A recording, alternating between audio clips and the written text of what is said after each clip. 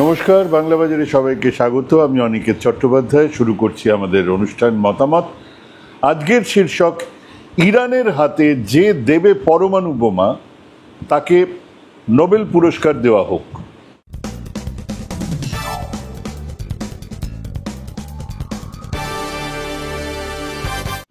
এক বিশাল কোনো সাফল্য যা আগে আর কখনো পাওয়া যায়নি, তার জন্য কবার পুরস্কার দেওয়া যায়, কতজনকে দেওয়া যায় শুনলে অবাক হবেন, কিন্তু এটা সত্যি যে মধ্যপ্রাচ্যে শান্তি আনার জন্য গুচ্ছ গুচ্ছ পুরস্কার দেওয়া হয়েছে। নোবেল পুরস্কারই পেয়েছেন ৬-৭ জনের বেশি মানুষ। হ্যাঁ, যে মধ্যপ্রাচ্যে গত ১২ দিন ধরে আমরা টিকিট না কেটে লাইভ যুদ্ধ দেখেছি, ক্ষেপণাস্ত্র আসছে, মিসাইল আসছে, এধার থেকে ওধার থেকে, ধ্বংসলীলা দেখেছি, সেই মধ্যপ্রাচ্যে ১৯৭৮ সালে প্রথমবার নোবেল পুরস্কার পেয়েছিলেন আনোয়ার সাদাত, মিশরের রাষ্ট্রপতি, এবং মেনাচেম বেগিন, ইসরায়েলের প্রধানমন্ত্রী।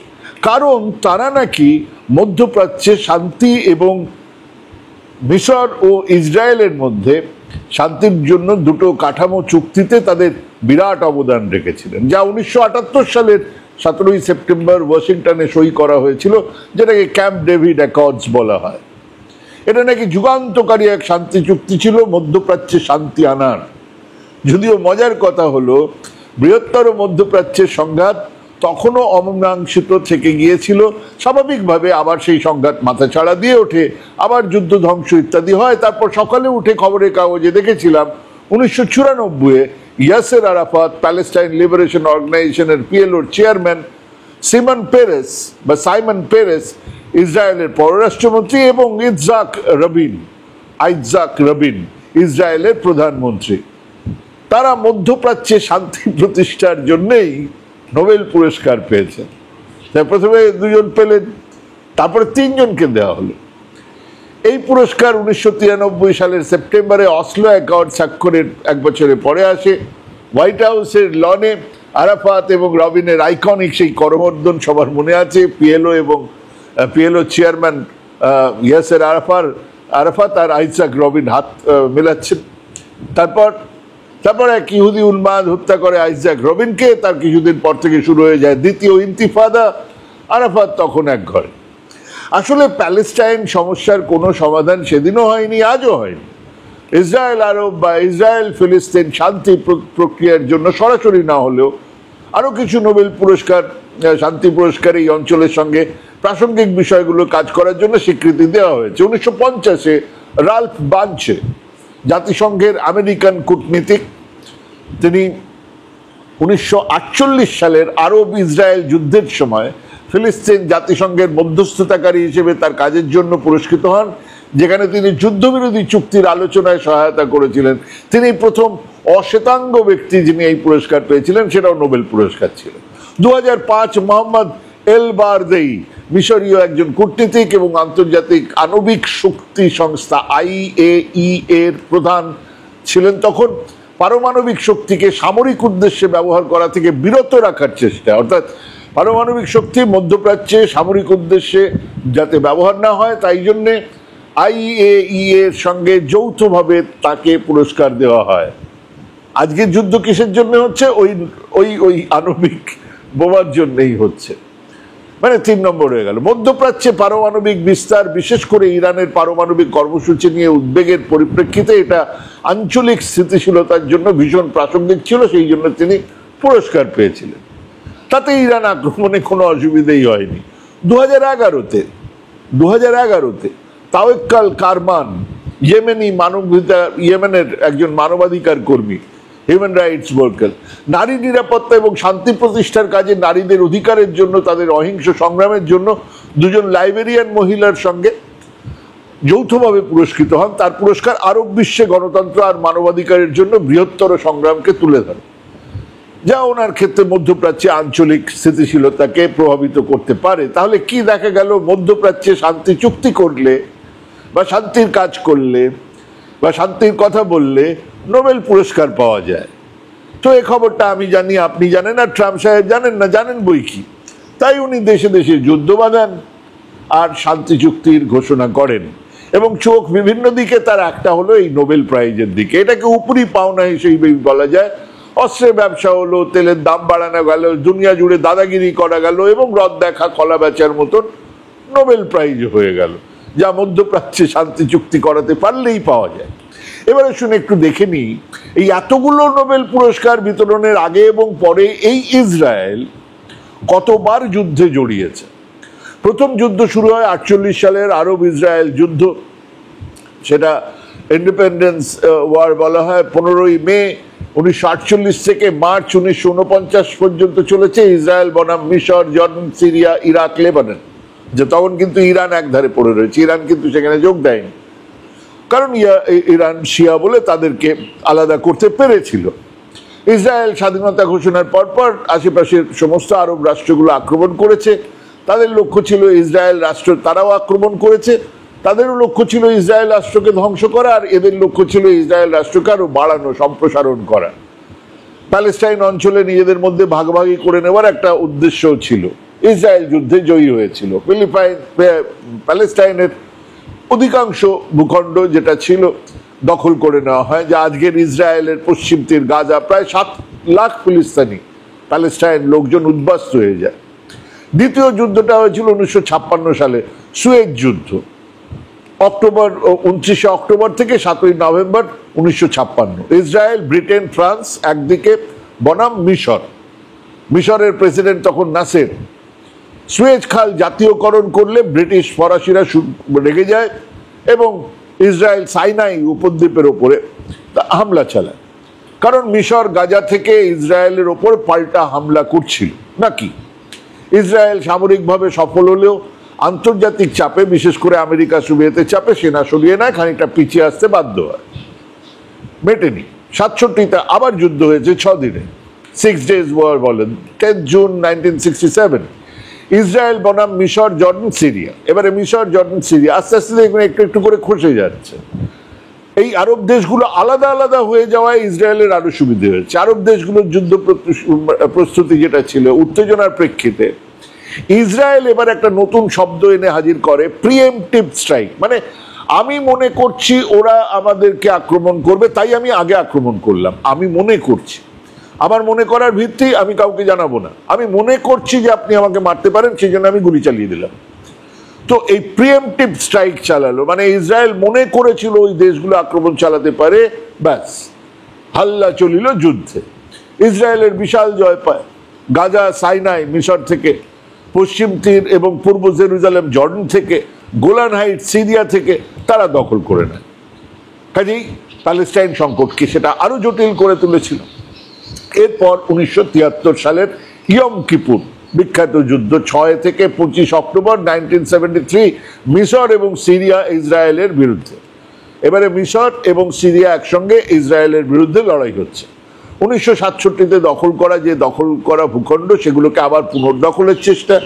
যুদ্ধের শুরুতে আরব দেশগুলো সফল হয়েছিল, কিন্তু পরে ইসরায়েল আবার ঘুরে দাঁড়ায়।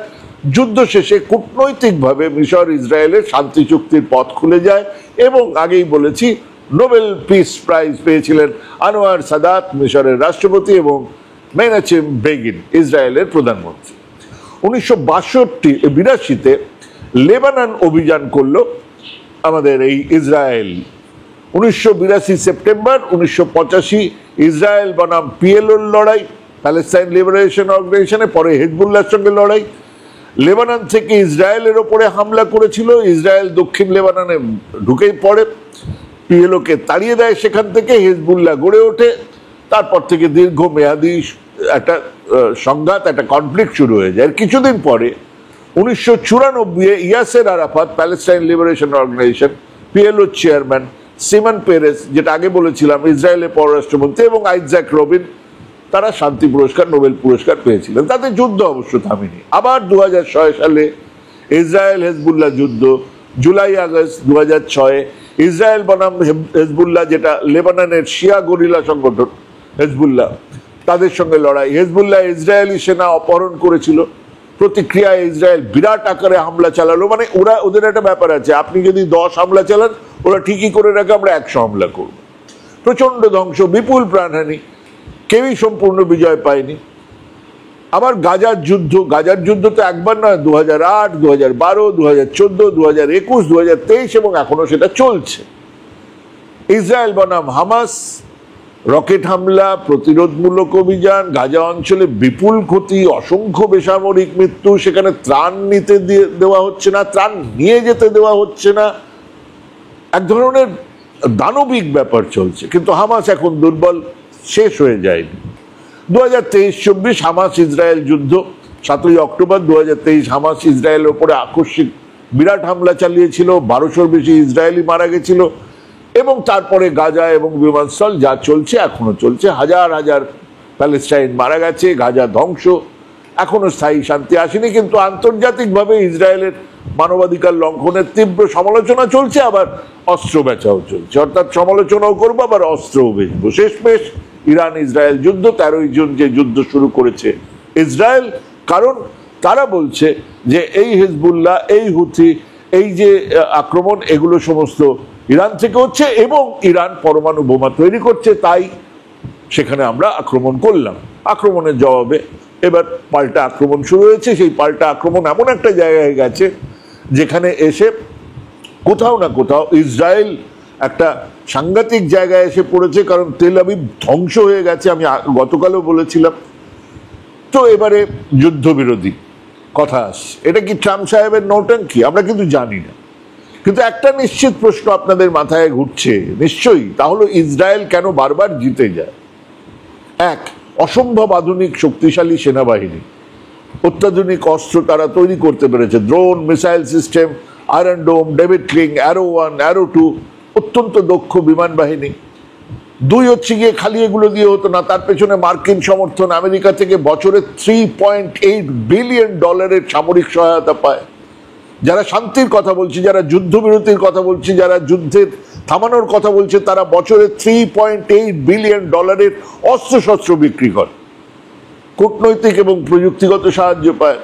তিন হচ্ছে গিয়ে ছোট ভূখণ্ড, কৌশলগত একটা মনোভাব আছে, চারপাশে শত্রু আছে, অতএব যখন তখন ওই প্রিএমপ্টিভ স্ট্রাইক তারা ব্যবহার করে এবং প্রতিটা যুদ্ধকে তারা অস্তিত্বের লড়াই হিসেবে দেখে, সেটাই তারা চারধারে বলে। চার হচ্ছে গিয়ে গোয়েন্দা সংস্থা, মোসাদ, পৃথিবীর অন্যতম বা শ্রেষ্ঠ গোয়েন্দা সংস্থা বললে কম বলা হবে।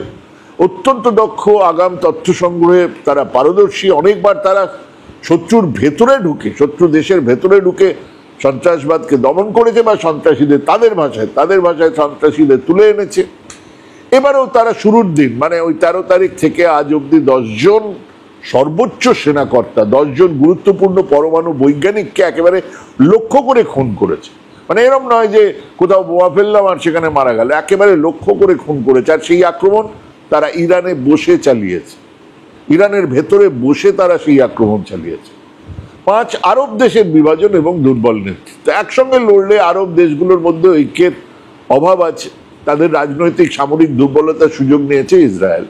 একসঙ্গে যদি সমস্ত আরব দেশ ঘিরে ধরে, তাহলে এখানে দাঁড়িয়ে কিছুই করে উঠতে পারবে না। এই যে সঙ্গে সঙ্গে যে মুহূর্তে ওরা বললো আমরা হরমুজ স্ট্রেট বন্ধ করে দেবো, আর ইয়েমেন উঠে দাঁড়ালো যে হরমুজ স্ট্রেটে একটা জাহাজ গেলে আমরা বোমা ফেলবো, সঙ্গে সঙ্গে দেখা গেল যে একটা যুদ্ধবিরতির কথাবার্তা উঠে এসেছে। সেই যুদ্ধবিরতি কতখানি ঠিকঠাকভাবে লাগু হবে, এখনো পর্যন্ত যুদ্ধবিরতির কথা বলার পরেও ইরানও হামলা চালিয়েছে, ইসরায়েলও হামলা চালিয়েছে। এটা তো ভারত পাকিস্তানের ব্যাপার নয়, দুজনেই হ্যাঁ স্যার, হ্যাঁ হুজুর, জি হুজুর বলে দেবে। ওখানে লড়াইটা কিন্তু এখনো বন্ধ হয়নি। তার যুদ্ধনীতি, প্রযুক্তি, পশ্চিমা সমর্থনের জোরে ইসরায়েল বারবার জোটগুলোর মুখোমুখি হয়ে জয়ী হয়েছে। আর এই যুদ্ধ জয়ের পেছনে অনেক মানবিক মূল্য আছে। হাজার হাজার প্যালেস্টাইন আরব নাগরিক প্রাণ হারিয়েছে, যারা আজও নিজের ভূমিতে ফেরার অপেক্ষায় বসে আছে, ফিরতে পারছে না, তাদের ঘরদোর দখল হয়ে গেছে। আর ক্রমশ এই ইসরায়েল বিরোধিতা কেবলমাত্র মুসলমান বা ইসলামিক রাষ্ট্রের মধ্যে সীমাবদ্ধ থাকছে না। কাজেই আগামী দিনে আবার একটা নোবেল পুরস্কার দেওয়া হতেই পারে, কিন্তু তাতে এই সমস্যা মিটবে না। ইসরায়েল ইহুদি ধর্মগ্রন্থ তালমুদে বলা হয়, তালমুদে সেখানে বলা আছে এক বিশাল ভূখণ্ডের কথা, মিশর থেকে সিরিয়া হয়ে এক বিশাল ভূখণ্ড, যা নাকি ইহুদিদের হোমল্যান্ড। এই বিশ্বাস যতদিন থাকবে, ওই মন্দির ওহি বানায়েঙ্গে তো ওহি সেখানেই বানানো হয়েছে, এই যে বিশ্বাস, যে তালমুদে লেখা আছে যে একটা বিশাল, এইটাই তোমাদের হোমল্যান্ড, 3000 না 3500 6000 বছর আগে কেউ বলে গেছে, ততদিন লড়াই থামবে না, থামতে পারে না। ইসরায়েল যেদিন তার সম্প্রসারণের ইচ্ছে ছেড়ে দেবে, সেদিন এই সংঘাতের সমাপ্তি হবে। কিন্তু তা তো হবার নয়। এক সম্প্রসারণবাদের ওপরে দাঁড়িয়ে আছে ইসরায়েল রাষ্ট্রের দর্শন। তারা সম্প্রসারণ করবে, তাদের বলা আছে তালমান্দে যে আমরা এত বড় জায়গাটাতে আমরাই থাকবো, আর কেউ থাকবে না। সেখানে মিশর আছে, সেখানে সিরিয়া আছে, সেখানে সেই পুরো জায়গাটা তাদের দখলে চাই। তাহলে উপায় কি?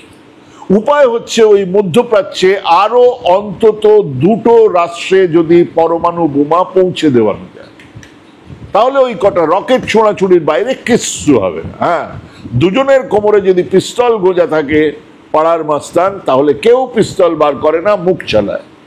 তাই সময়ের দাবি ইরানের হাতে পরমাণু বোমা দেওয়া হোক। যারা দেবেন তাদের নোবেল পুরস্কার দেওয়া হোক। তাতে করে গা টনটন করবে, কার চোখে জল পড়বে? একমাত্র আমেরিকান প্রধানমন্ত্রী ডোনাল্ড ট্রাম্প সাহেবের, আর কারণ না। মাথায় রাখুন, গতকালই বলেছিলাম, পরমাণু শক্তির একটা ব্যালেন্স তৈরি করে। আজকে উত্তর কোরিয়া যা করছে, ওই আমেরিকার দম আছে। তারা বলবে উত্তর কোরিয়াকে যে আপনার দেশের মধ্যে কেন গণতন্ত্র নেই, আপনার দেশে কেন ভোট হয় না, আপনার বাবার ছেলে তার ছেলে কেন প্রধানমন্ত্রী হয়ে যাচ্ছে, রাষ্ট্রপতি হয়ে যাচ্ছে, বলার দক আছে? নেই। তার কারণ হচ্ছে গিয়ে তাদের কাছে একটা পরমাণু শক্তি আছে।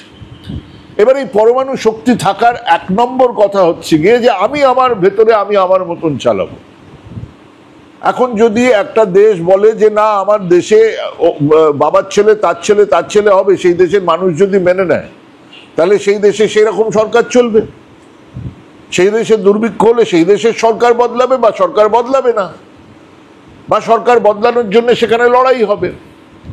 সেখানে আপনি মানবিক সমর্থন দিন, নৈতিক সমর্থন দিন। ভিয়েতনামে গিয়ে যুদ্ধ করছে আমেরিকা, আমি বিরোধিতা করছি এখান থেকে বসে, সে এক ব্যাপার। কিন্তু আমি শান্তি প্রতিষ্ঠা করব বলে ইরানে গিয়ে বোমা ফেলে এলাম, এটা কোনো শান্তি প্রতিষ্ঠা হতে পারে না। সেই ইরানের হাতে যদি আজকে পরমাণু বোমা থাকে, তাহলে ওই মধ্যপ্রাচ্যে ব্যালেন্স অফ পাওয়ার তৈরি হবে। ইসরায়েলের হাতে আছে, আমাদেরও হাতে আছে, আর একজনেরও হাতে আছে। এবং পরমাণু বোমা এক ধরনের পলিটিক্যাল ব্যালেন্স তৈরি করে। সেই জন্যে আবার বলছি, ইরানের হাতে যে রাষ্ট্র যারা তুলে দেবেন পরমাণু বোমা, তাদের হাতে নোবেল পুরস্কার দেওয়া হোক, শান্তি ফিরবে। ভাবুন, ভাবতে থাকুন। অন্য কিছু ভাবলে আমাকে জানান, লিখুন, বলুন। আর গালিগালাজ যারা করে যাচ্ছেন করে যান, কোনো অসুবিধে নেই। আমি এখন সেসবে অভ্যস্ত হয়ে গেছি। ভাবুন, ভাবতে থাকুন, ভাবা প্র্যাকটিস করুন। ভালো থাকবেন, সুস্থ থাকবেন। আজকে এখানেই শেষ করছি। নমস্কার।